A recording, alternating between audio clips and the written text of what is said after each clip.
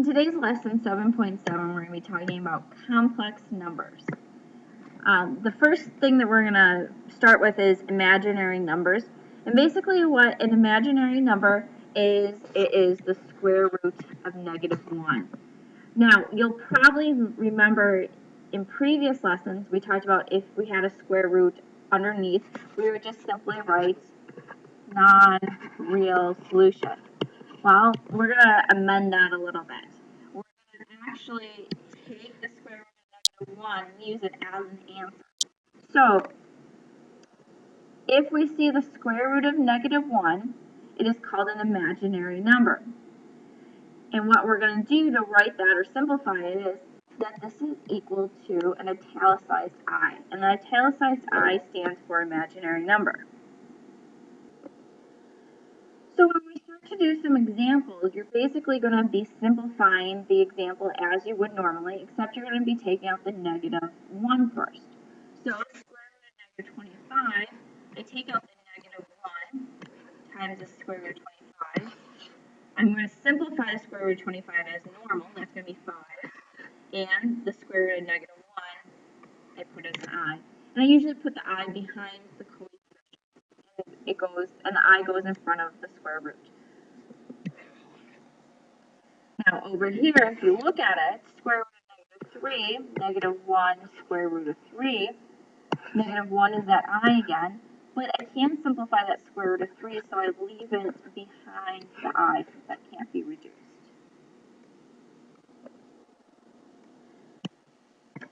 One thing I want to emphasize about this double negative right here is that they do not distribute and it does not become 1. So what you're going to do is you're going to simplify the square root of -50 first, taking out the -1, simplifying the 50, making this an I, making this a 5, dropping down the square root of 2, and then dropping down the -1. So I have -5i square root of 2. Again, when we multiply, we're going to multiply basically the same thing, except again, we have to take care of those negatives underneath the square root. And they simply just don't become a positive. So I take out -1 and then -3 and then -1 and the square root of 7.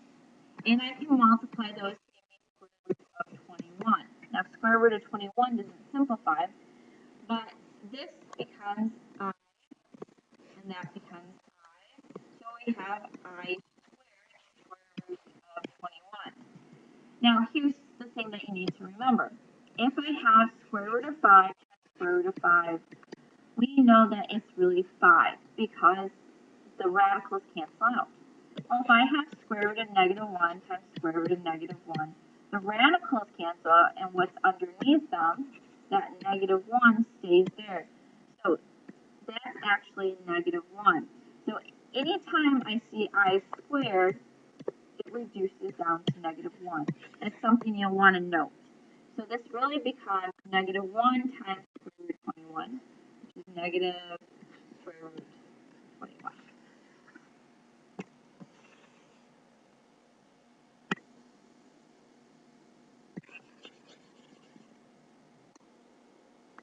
We'll do the same thing with number 5. I'm going to take out, and you can just take out the I right away. I square root of 25 times I. I times I is I squared.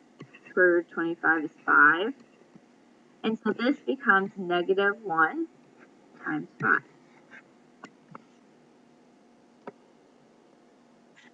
And finally, dividing is virtually the same. I'm going to take out that I in the numerator, so I get square root of 8 over square root of 2.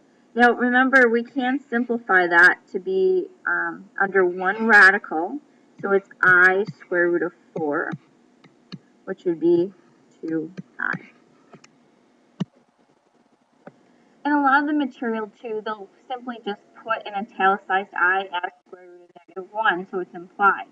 Especially if there's no other numbers associated with the -1 underneath the radical. So you're just going to simplify it and kind of use it as that. So I'll multiply the coefficients, so this will be -15, and then I times I, which is I squared. But then we have to remember that the I squared becomes 1.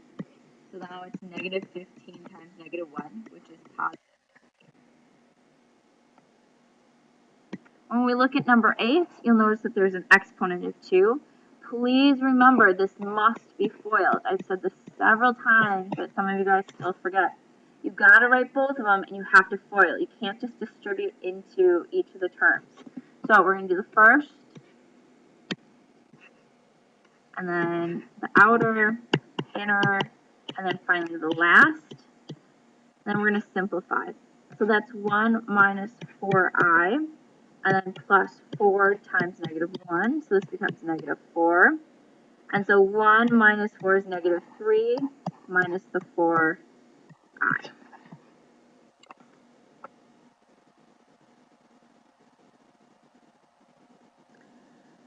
Number 9, multiplying, same sort of thing with number 8. You're going to just distribute into those two. You're going to get negative 12i plus 4i squared. The I squared becomes negative. So we really have negative 12i minus 4. And the last concept we're going to see in this video is adding and subtracting. Pretty straightforward. You kind of think as of the i's, the imaginary number is variables. So you're simply just going to add the coefficient, add the coefficients of the like terms. So 5 and 4 are like terms. We're going to make those 9. And then we have 2i and negative 3i. That gives you negative 1i. And that's all you're really going to do. Now with the subtracting right here, you just got to make sure that you distribute the negative. So it's negative 2 positive I. Again, look for those like terms. Negative 6 plus 1, that's negative 5i plus